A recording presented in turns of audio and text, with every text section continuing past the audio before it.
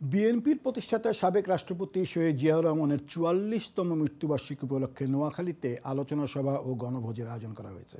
শুক্রবার দুপুরে জেলা আইনজীবী সমিতি মিলনায়তনে এ আয়োজন করে জেলা বিএনপি এবং এর অঙ্গ ও সহযোগী সংগঠনগুলো। সভাপতিত্ব করেন জেলা বিএনপির আহ্বায়ক মাহবুব আলমগীর আলো, সঞ্চালনায় ছিলেন সদস্য সচিব হারুনুর রশিদ আজাদ।